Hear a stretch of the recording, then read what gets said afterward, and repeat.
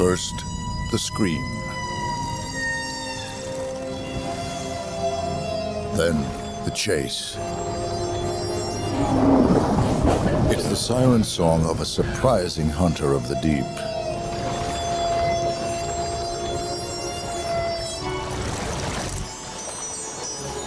The Humpback Whale. The gentle giants of popular myth are now being revealed as aggressive predators.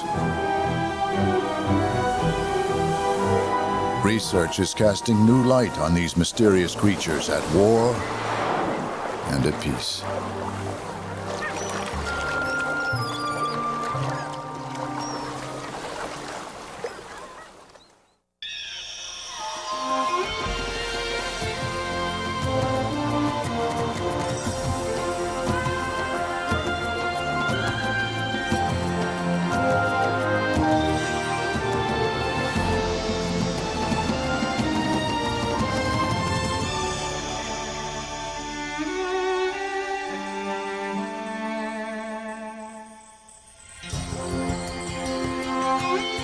Major funding for nature is provided by the Park Foundation, dedicated to education and quality television. Major corporate support is made possible by Canon in our dedication to the preservation of nature and its never-ending beauty. In photographs, you can capture the wild and leave it as you found it. By Ford Motor Company. Again, this holiday season, we'll collect hundreds of thousands of holiday cards so the St. Jude's Ranch for Children can recycle them into new ones. Ford Motor Company. Better ideas. And by TIAA Craft. For 80 years, the thoughtful choice in financial services for people in education and research. TIAA Craft. Ensuring the future for those who shape it. This program was made possible by contributions to your PBS station from viewers like you. Thank you.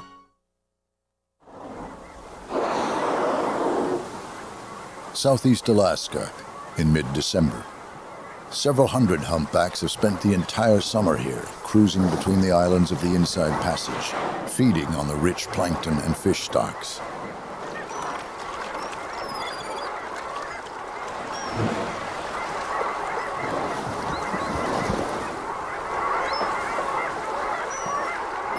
But now, the chill of approaching winter heralds a change.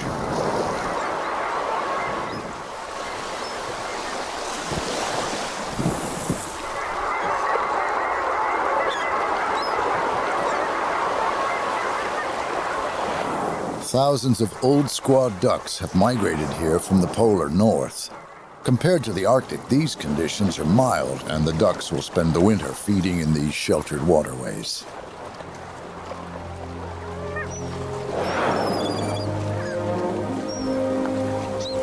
But most of the humpbacks feel a pressing need to set out on an epic journey of their own.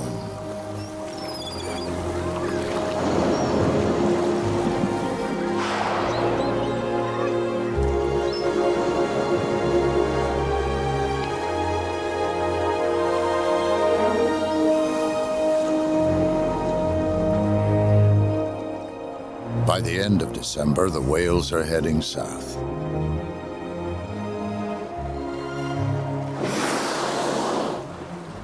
Blowing for breath periodically and traveling alone or in small groups, the humpbacks keep a steady pace of about 6 miles an hour. The sound of their passage attracts a pod of Pacific white-sided dolphins.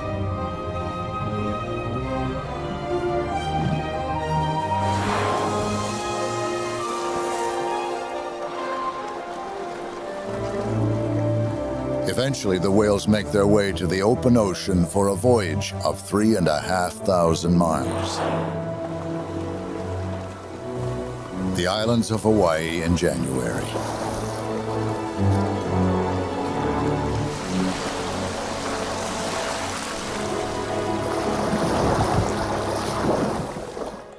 Towering over the vast Pacific Ocean, these volcanic sea cliffs are the tallest in the world and provide rare protection from the wind and surf. The subtropical water is an ideal sheltered nursery in which humpbacks can raise their young. This is the reason for the Great Migration. They also come here to breed. About 5,000 humpbacks visit Hawaii every winter. Several hundred of them are mothers with their calves.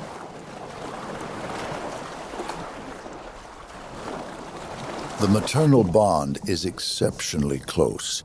This 50-ton cow and her 4-week-old calf will be inseparable for almost an entire year. Since he's still a weak swimmer, she gives him an energy-saving piggyback ride and gently prods him up to the surface to help him breathe. But they are not alone.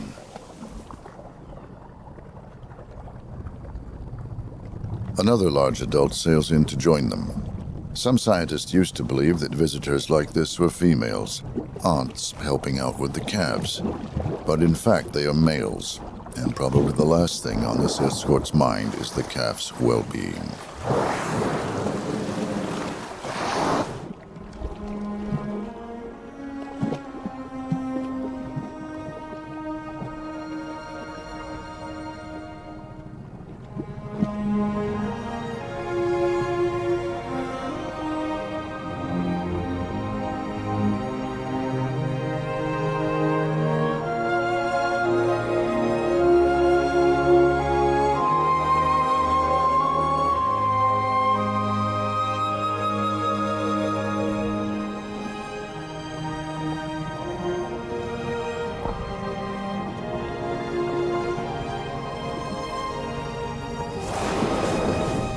This trio of cow, calf, and male escort is a common social group in the breeding area.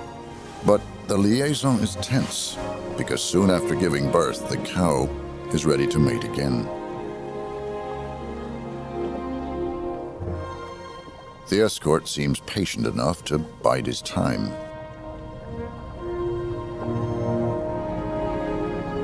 But the cow has more important things on her mind. Her calf needs to nurse regularly and nudges in under her huge 12-foot pectoral fins. For now, the escort awaits his chance.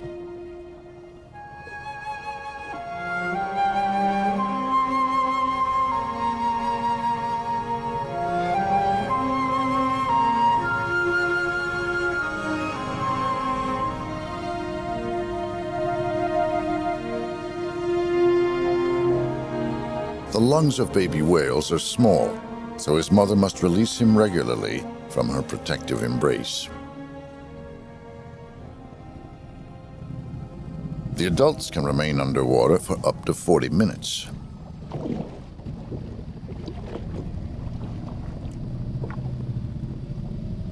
But for the calf, it's a different story.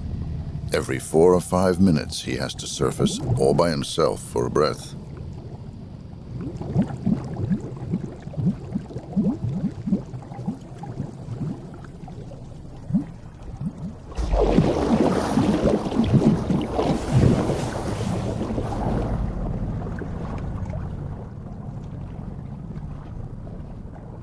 "60 feet below, the adults wait for the calf's return.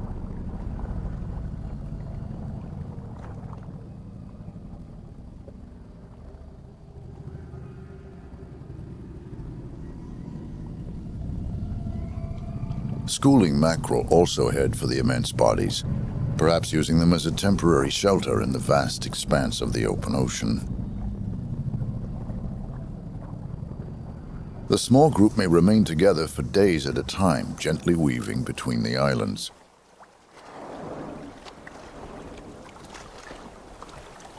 Idyllic as their setting may seem, it's vital that the calf develops in size and strength quickly.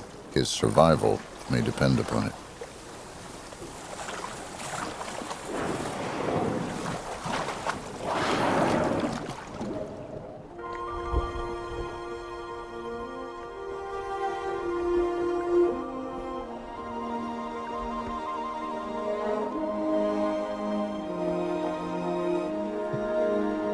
One month has passed. The calf is doing well, carefully guarded by his ever-vigilant mother. As before, the moment he needs to breathe, she releases him.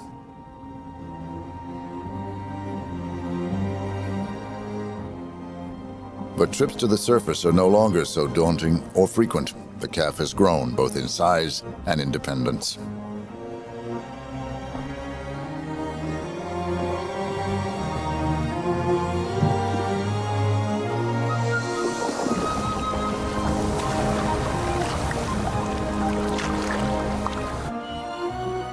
A breathing expedition is now a perfect excuse for some fun.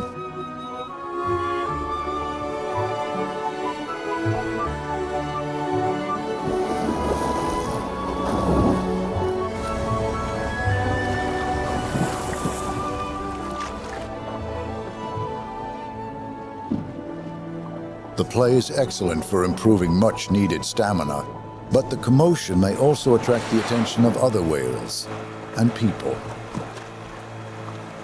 like scientist Jim Darling.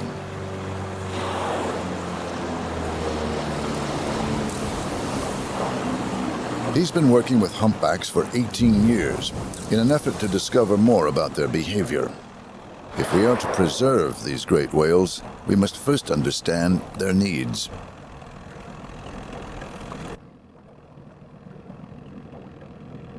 Humpbacks are world famous for their beautiful and haunting songs, but Jim's main interest lies in their social function, so he uses a hydrophone to locate and listen to singers.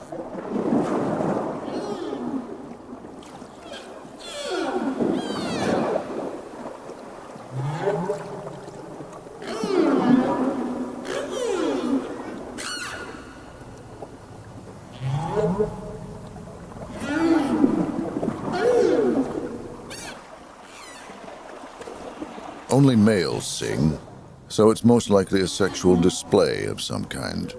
The Hawaiian singers often lie motionless with their pectoral fins thrust down and held stiffly outward.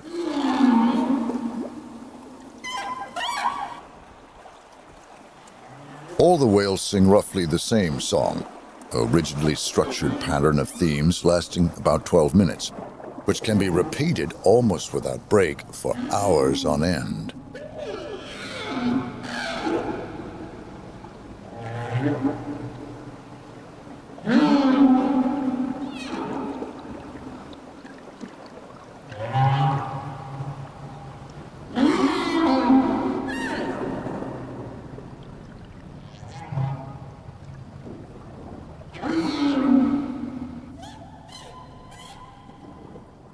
A passing whale casually moves in to check out the singer.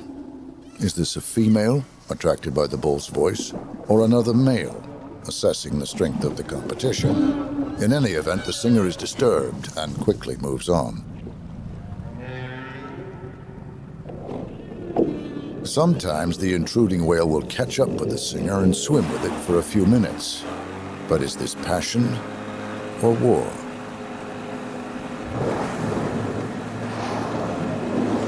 Jim's task is to identify and sex the incoming whales to try and solve the riddle.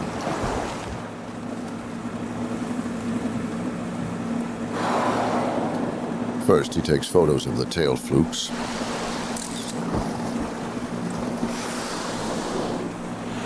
And then waits to snap a few shots of the dorsal fin as well.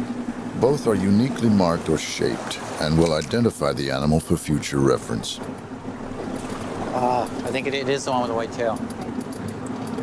But sexing a whale is an entirely different matter. Okay, we'll just stay along right at this distance. The best technique is to take a skin sample. Okay, that's good.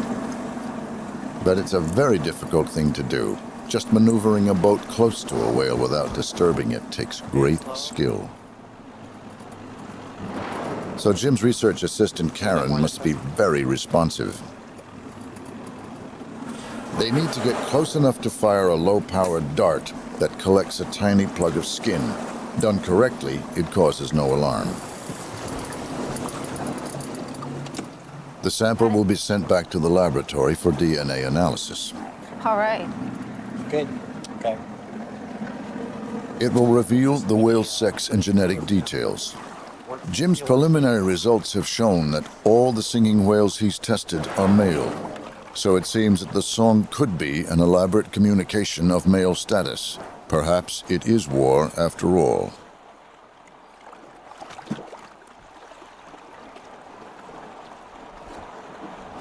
And when it comes to competing for a mate, the bulls do more than just sing. There are over 1,000 of them around Hawaii, so the competition for females is intense.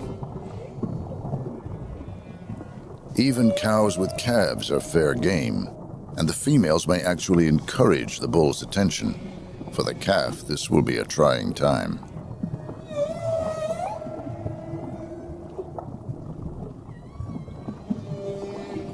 This bull, with distinctive white pectoral fins, is the escort, and he moves in quickly to claim his right. But the cow heads off, with her calf close beside her. And another male soon picks up the chase.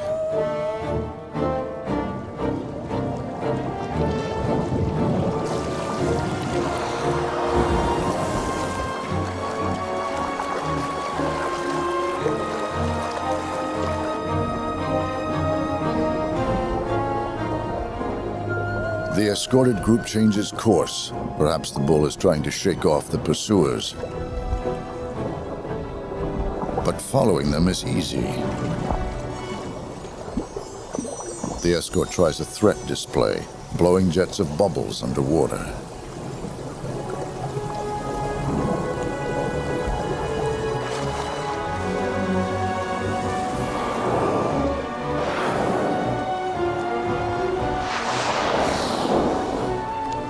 This may help establish a dominance pecking order in the line of hopeful suitors following the cow.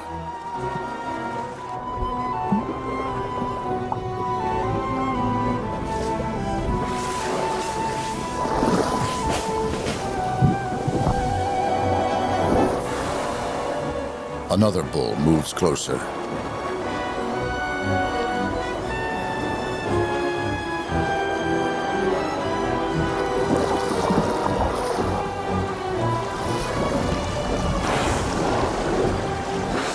Blowing like a surfacing submarine, the escort moves in to intercept. The female lifts her head clear of the water.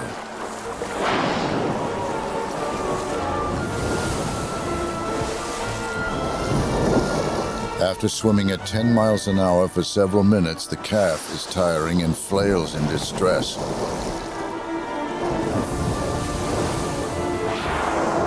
The bulls are overtaking them.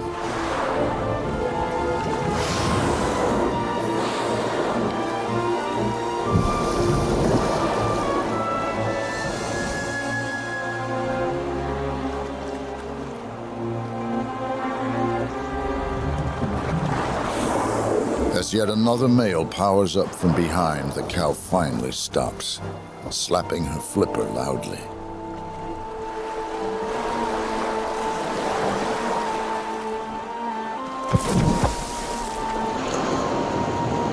With bulls circling her continuously, she starts slashing her tail to fend off the less desirable mates.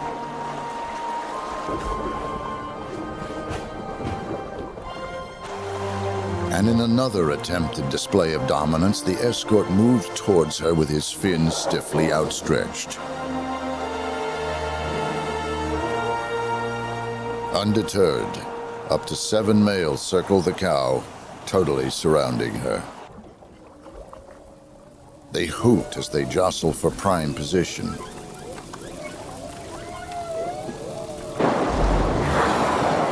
The competition becomes even more intense as one of the bulls chases the escort away.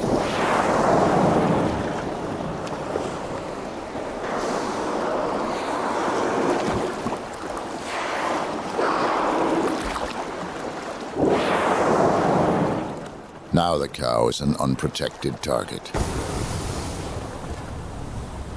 During the ensuing confusion, it's possible that one of the bulls will succeed in mating with her.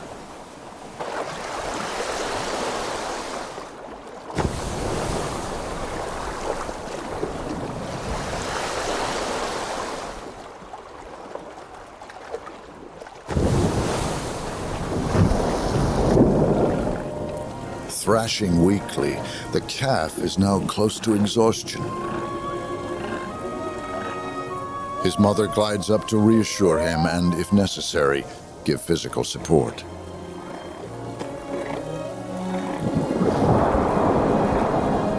But for the moment, they are ignored.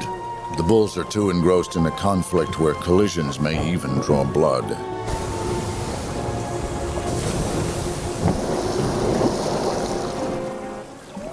The cow takes the chance to slip away, and not a moment too soon.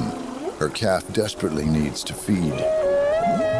If these chases happen too often, it's possible that the stress and lack of feeding could be fatal to calves.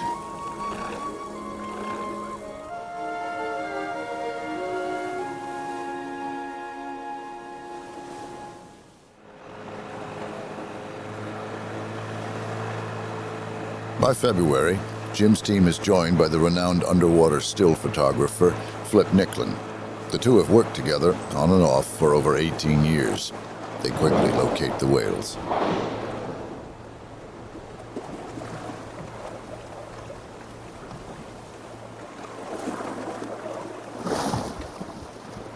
Suddenly they notice something strangely familiar about one of them. It dives with a lopsided tail. It's a style that's reminiscent of a whale that was a major landmark in their research. They called him Frank, and last saw him 18 years ago.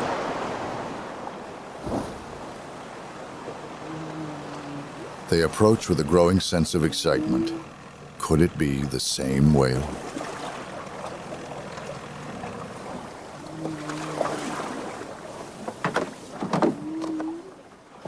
This is a unique opportunity.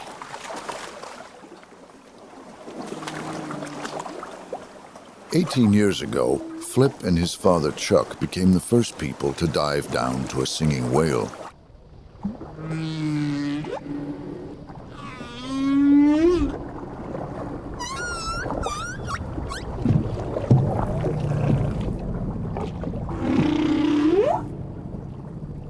Their breakthrough was to hold their breath instead of using traditional scuba gear with its noisy bubbles. The photos they took were the first proof that singers are male. Diving this close to a singing whale is an extraordinary experience. Its voice is so strong that it causes Flip's entire body to vibrate. He's searching for identifying marks on the whale's tail. Frank had a big ragged tear on his left fluke with deep lacerations from a cable entanglement.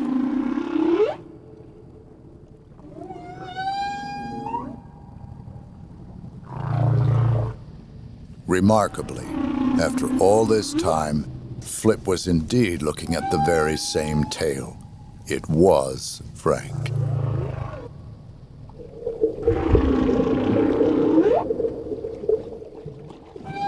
Unable to hold his breath any longer, Flip is forced to head for the surface once more.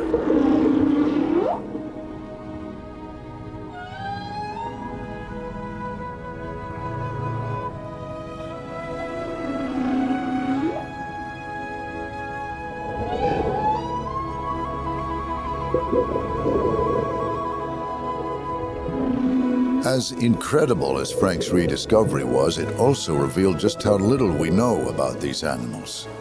Where had he been during all this time?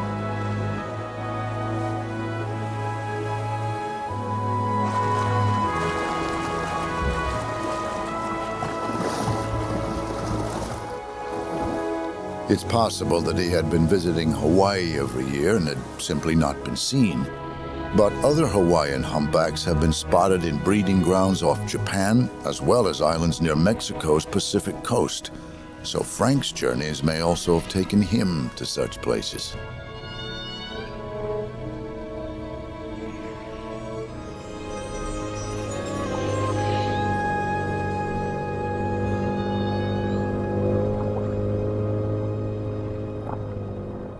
Interestingly, researchers have found that the songs in these areas, separated by thousands of miles, are very similar. The structure is almost identical, only the tone is different. It's like having a local accent in the same language. Okay, it's now 6:14 on the 20th of March, 1997. We're recording a singer. Jeff Jacobson and Sal Sergio have spent several years studying the songs of the Mexican whales.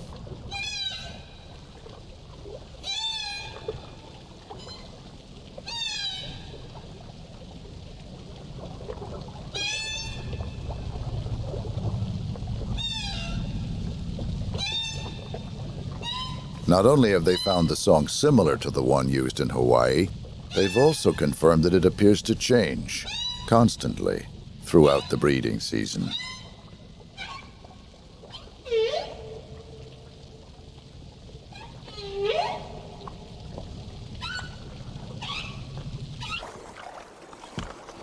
So by the end of the 3-month winter breeding season, all the singers end up with a slightly different tune.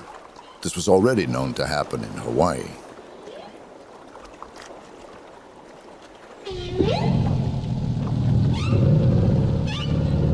Although the songs in both areas will change, they will still bear strong similarities. But how exactly are these song variations related?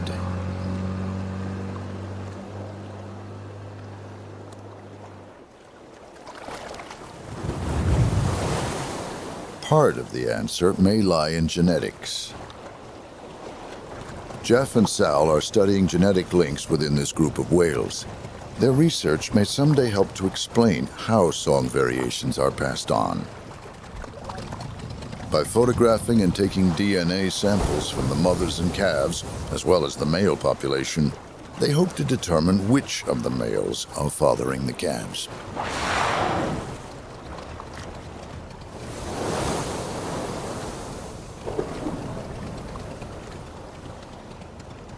They can then begin to tie in overall behavior to assess if display or song plays a role in successful mating.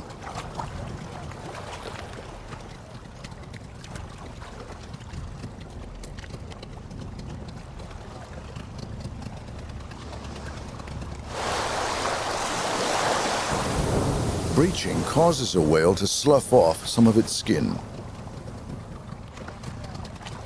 The skin samples can be collected and sent back to the lab for DNA analysis.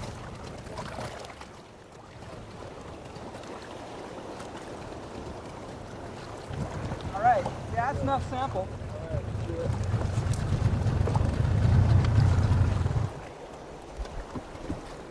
Great. Tiny bits. These paternity tests may help to solve some of the mysteries of the humpback's mating game. Man, so many breaches that calf was doing. It took quite a while to get these little bits. Last week, I got 2 chunks of skin that were 5 square inches. Oh, easy, yeah. Amazing. Big sheets.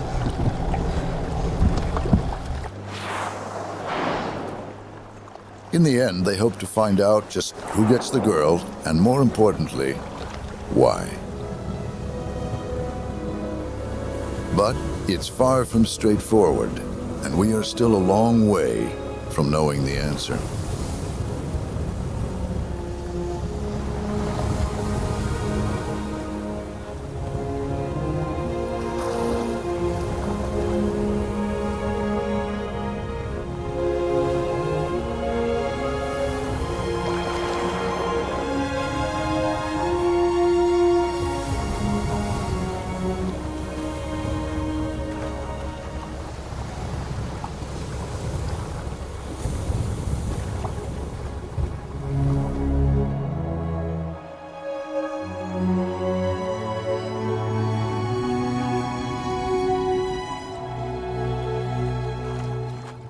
February, on the edge of the Antarctic ice shelf. The northern hemisphere is still braced in midwinter, but down here, it's high summer, and humpbacks visit annually to harvest the rich pickings. This is an entirely different group of whales from those in Hawaii.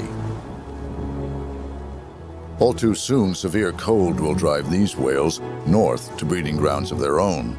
But they remain south of the equator, among the South Pacific islands of Fiji and Tonga.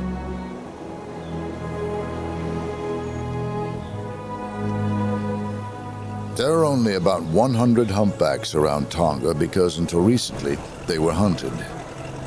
This is the first time that Flip Nicklon's father Chuck has visited these islands, so there's no guarantee that he'll find any whales. But after a week of waiting, he's finally spotted some activity and sets off to investigate.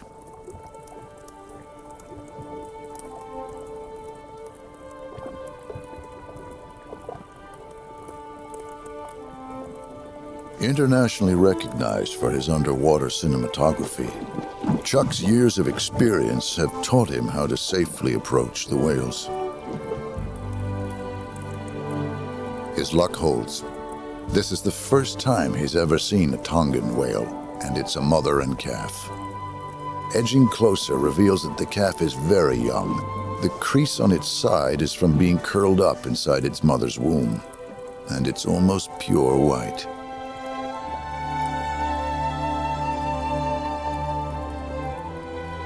In fact, southern whales are different in appearance from those of the north. Even the adults have far more white markings. Although Chuck has been diving with whales for 30 years, swimming this close is still a huge thrill.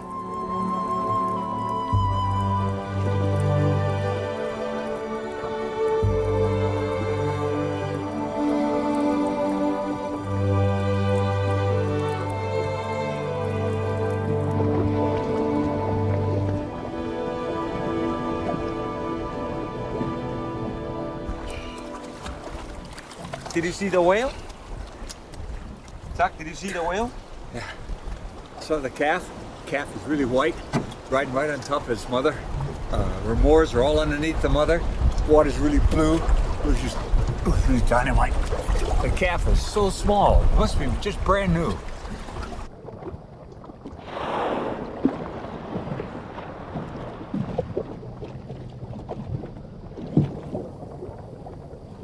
After catching his breath, Chuck makes a second descent.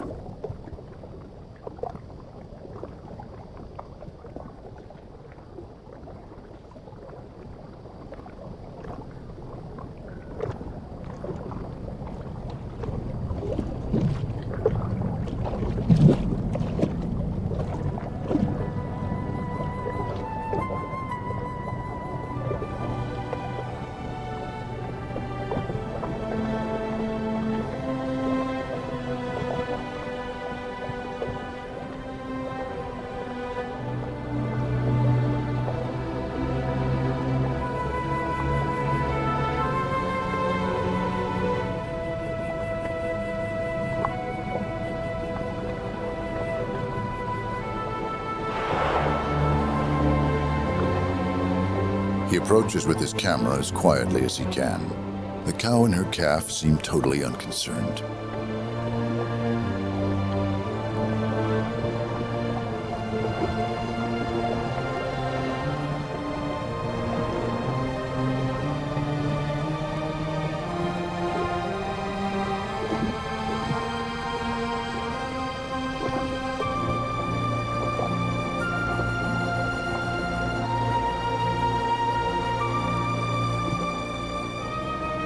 Perhaps the cow is so tolerant because there are not many bulls here, and consequently there is less sexual harassment than in Hawaii.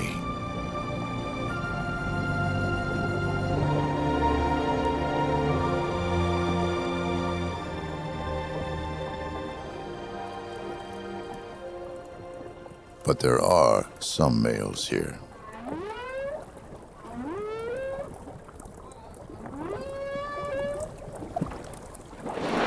The song is very different from those of the northern Pacific, with extraordinary chirps and screams.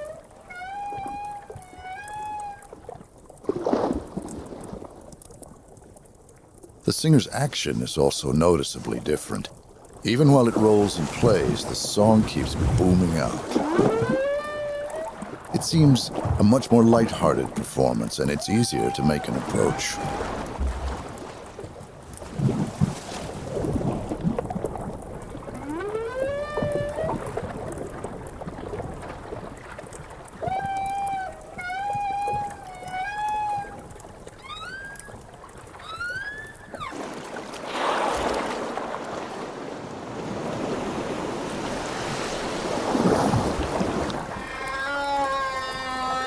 Southern whales don't seem to be travelers like their northern cousins. They are governed by the seasons of the south, so they breed 6 months later than the northern Pacific humpbacks. This male's song will probably never be heard north of the equator and will always sound unique. He is from a distinct population with its very own language. Researching the movements and cultures of whales on a global scale is incredibly difficult. How on earth can you follow a migrant across thousands of miles?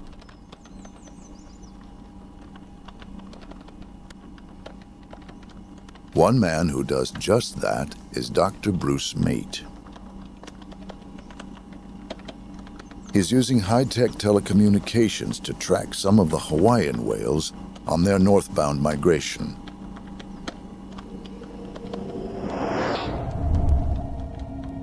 The satellite transmits positioning signals from tagged animals, revealing their precise location day or night. The results are already extraordinary. Hawaiian humpbacks don't have just one single destination. They radiate out to feeding areas all over the North Pacific. This group is nearing the coast of southeast Alaska.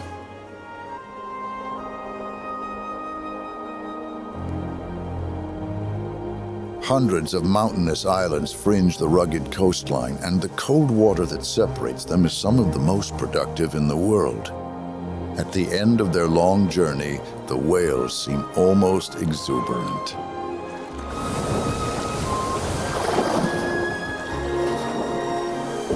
They breach and slap their flippers repeatedly.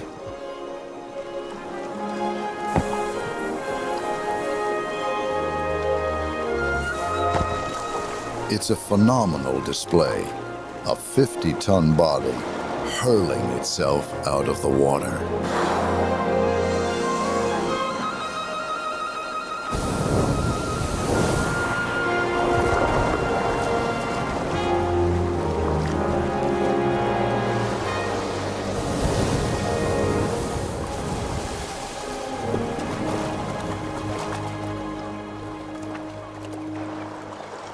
The strong riptides here literally seethe with fish.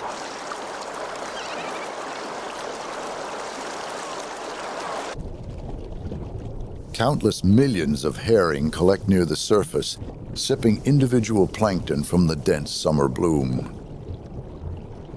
But catching plankton can be risky business. Herring is a favorite on Alaska's coastal menu. The shoal bunches into a protective ball, but it's a futile defense against diving guillemots and auklets.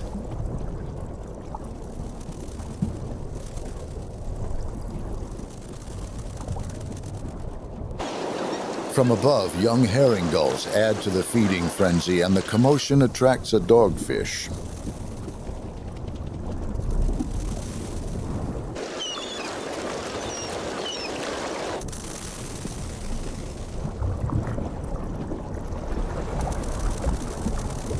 Before long, there are legions of these small sharks on the prowl for herring.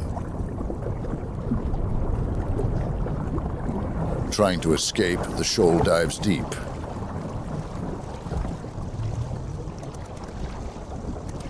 But depth is no guarantee of safety.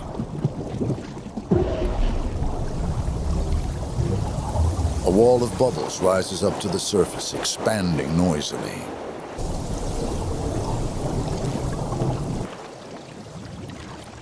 The line keeps growing until it becomes a complete ring. Corralled by the vertical net of bubbles, the herring are trapped at the surface.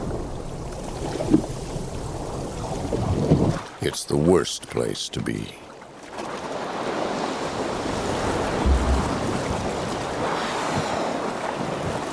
A lone humpback lunges into the center of his bubble net. The whale can repeat this attack every few minutes for hours on end.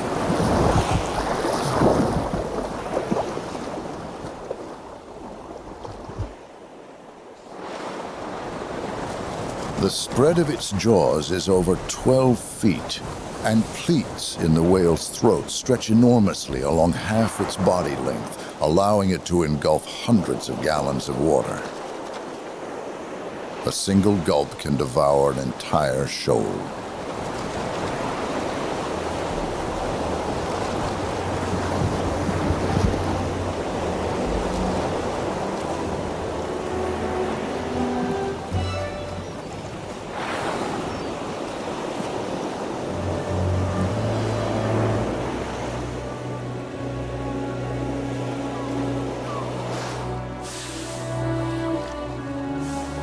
Rich feeding like this also attracts other whales like this pod of orcas.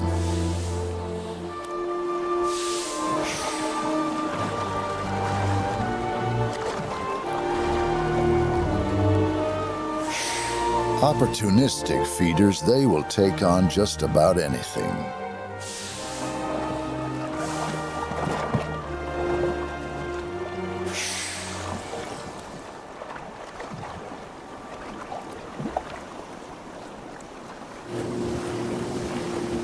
Dr. Bruce Mate is eager to use his satellite techniques to discover more about whale behavior in feeding areas.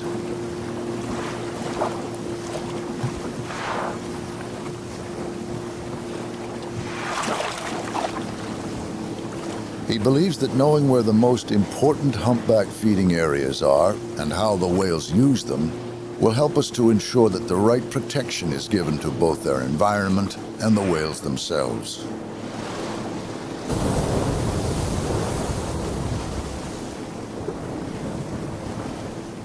But first, he must tag some whales.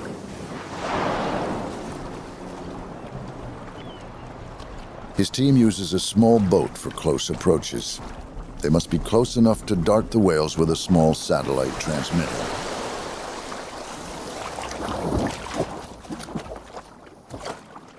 Barb, the skipper, has to time her runs perfectly to get Bruce into exactly the right position at the right time. If at the last moment the whale surfaces in the wrong place, they abort the pass. It's a precise and delicate operation. Yeah, get the safety off.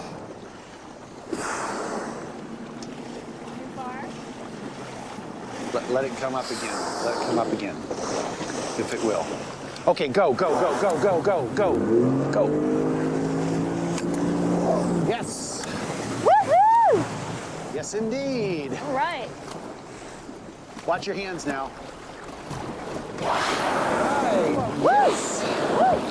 Very good. After retrieving the dart's sleeve with a thin line, Bruce and his crew will take photos of the tagged whales for reference.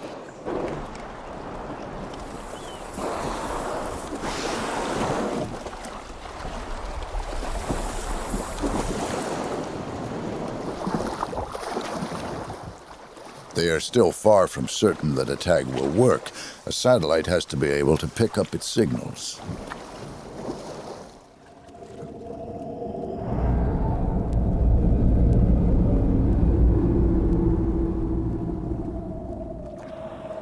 Even with a satellite in the right position, the system will only operate if a tagged whale comes to the surface to blow. Even then, if the whale's transmitter isn't at the right angle, they still won't receive a signal. To find out if everything is working, Bruce needs to get to a phone.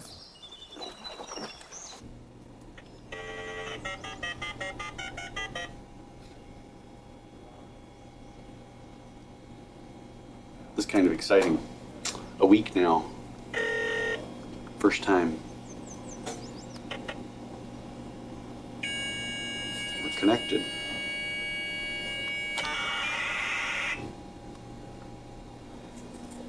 We've got data. Come on, we're gonna take a look. Great. Right. This is neat. Look at this. All this stuff. Oh, that's amazing. 843. This is just the last. That's the first one we tagged. Yeah. On the second. Right. Wow. Are we hearing from all 5 whales? Can't tell yet. It's Still still giving scrolling us by. all We've the got so first much. whales Oh my data. God. Look at all Good. that Look at how many messages, 8 yeah. messages in one orbit. Right, yeah. And it's just the Alright. start, you know, with everything going well. We're going to have data coming in for a that long is so time. great. Their excitement is justified. Data from the summer tagging has shown that the whale groups are flexible. The numbers and individuals change constantly. They've even found that the animals move around, seeking out the food hotspots. But if the fishing is good, they'll stay in one area for weeks at a time. And dense fish stocks attract more than just whales.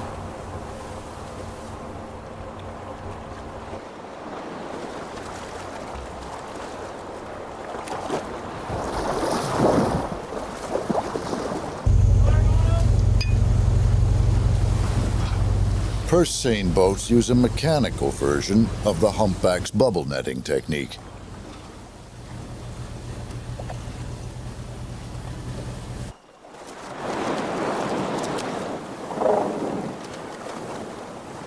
Often, whales and fishermen will work in the same area, sometimes even for the same catch.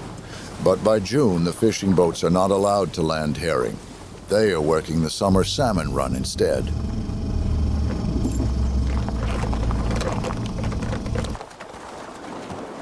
But salmon eat herring and plankton, so the whales may still find a catch alongside the boats.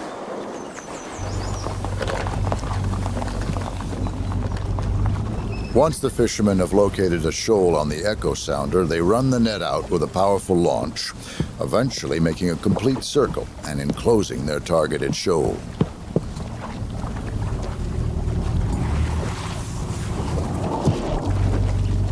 The base of the net is closed and the fish are pulled up to the boat.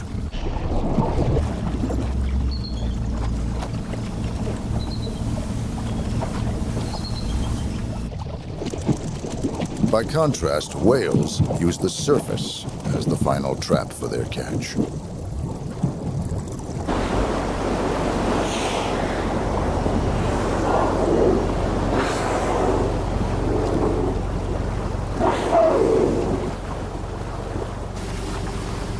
When the whales are close by, great care is needed to ensure that one doesn't get caught up in the net.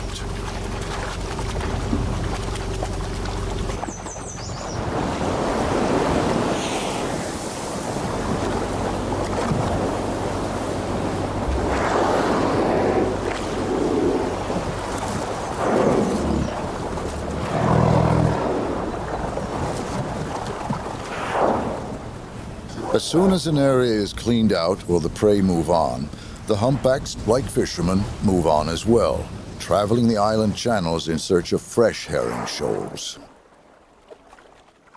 When a new shoal is located, it may be deep or dispersed.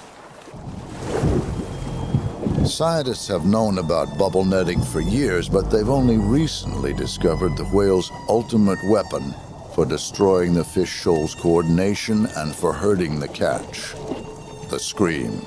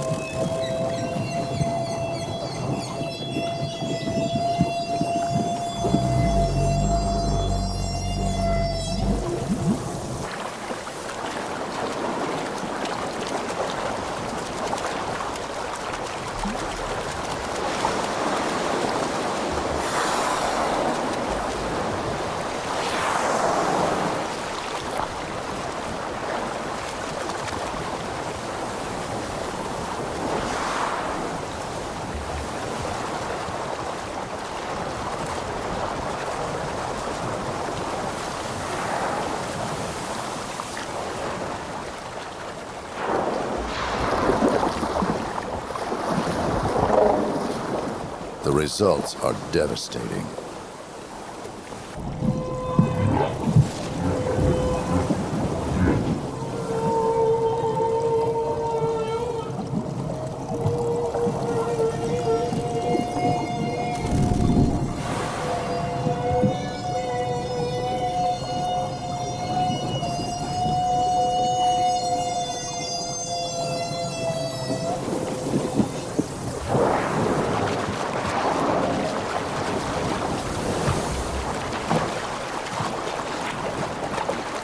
Surprisingly, only 1 or 2 whales in a group set the nets or scream.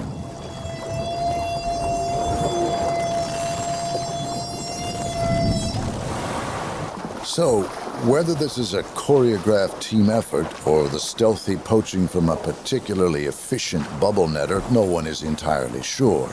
But the effect is still lethal, and they'll feed like this for 5 or 6 months solidly. This is predation on a massive scale.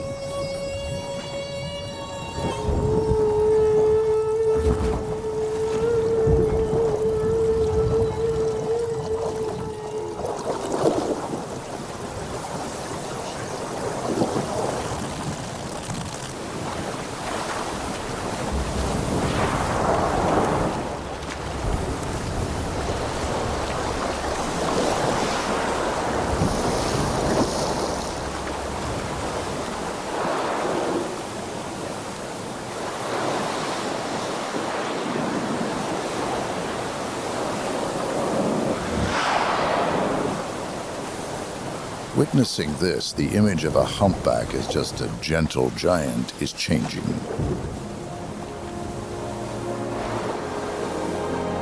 We are only now beginning to appreciate the complexities of these giants of the deep.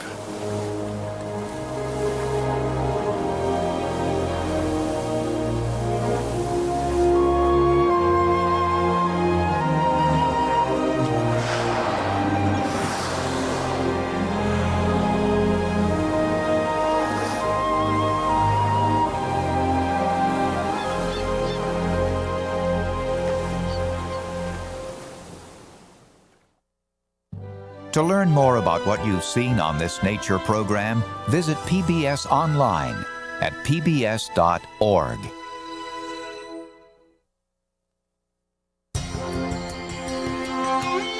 Major funding for nature is provided by the Park Foundation, dedicated to education and quality television.